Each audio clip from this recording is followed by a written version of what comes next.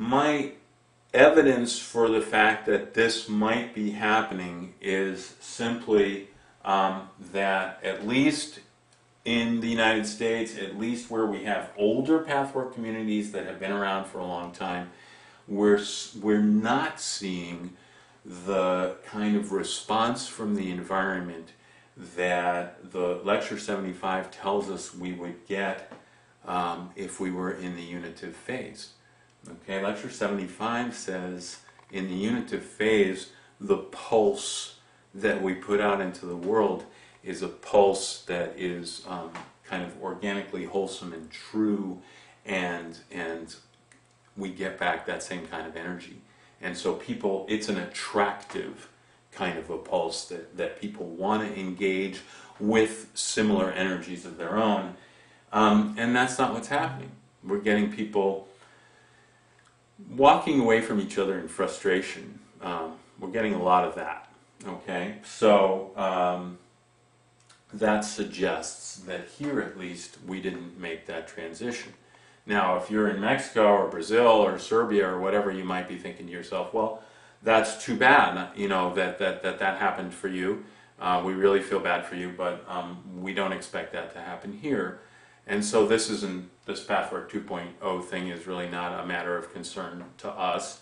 And if you're here in the United States and you're in one of these communities, you might agree with that. You might say, well, yeah, this is what happened to us. But, you know, it's going well in Brazil, it's going well in Serbia. I'm just picking Serbia. I don't have any idea what's actually going on there. I hope it's going well, but I just want you to know that that's an uninformed and random choice of a particular place. And I'm going to offer you 3 reasons why, regardless of where we are, we might still want to take this whole thing seriously, and why we might still want to look at the possibility that there is this transition available to us, and that we will benefit from it, and maybe even possibly that we have some kind of responsibility to try to make it happen. The first of those is that in these communities that have gone past maturation and that have gone into decline, we have unserved people. By that I mean we have people who were in community and who were thriving in some way from that, and then the community disintegrated around them, and they don't have that in their lives anymore. And we also have people, for instance, in New York, we have people who have taken the first year Pathwork studies, and now there's nothing for them. All right? They can't take year 2, they can't take year 3, they can't go into helpership. So they are what I describe as unserved people. And so what do we think about that? Well, if we look at that from a self-centered perspective, it might not bother us too much. And sometimes when I hear people answer this with something along the lines of, well, there's an inevitability to these ebbs and flows, and it doesn't matter what's happening here because something else good is happening over there, I wonder, you know, does that come from a self-centered perspective? Because when I look at this from a unitive perspective, every single one of these unserved people is as important as the people who have been served or are being served. And so there's a response of sadness and a response of pain around the idea that these people have kind of been lost to us, okay?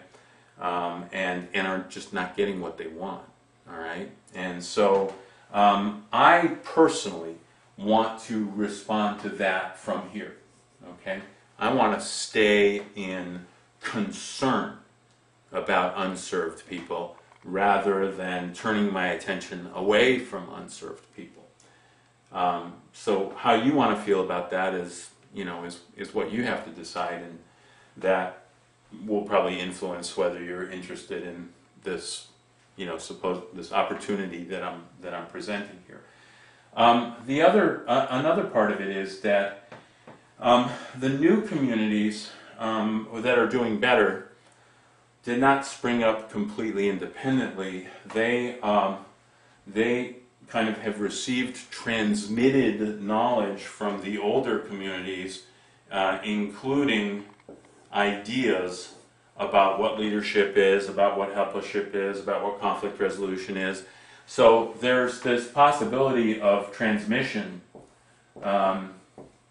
from the older communities to the newer communities of ideas which may have embedded in them this self-centered consciousness. So it's possible that while there's enthusiasm in some of these new communities, which I would, think is probably to some extent eros, the excitement of self-discovery, the excitement of connection with other individuals who want to self-discover and so forth, that if the kind of framework of self-centeredness is built into some of these ideas here that have been transmitted to these new communities, that there's a possibility. I don't claim to know what's going to happen. I'm not trying to scare you and say this is going to happen, but I think it's a possibility, and I think it's something that ought to be taken seriously as a possibility, that maybe 30 years from now we're going to see the same thing happening in the new communities as we have seen happen in our older communities. And there may be reasons to think that's not going to happen. I'm not saying there aren't. I mean, you could point to cultural differences between Brazil and the United States, for example, and you would have a point. But nevertheless, this idea of transmission is a reason to have a concern.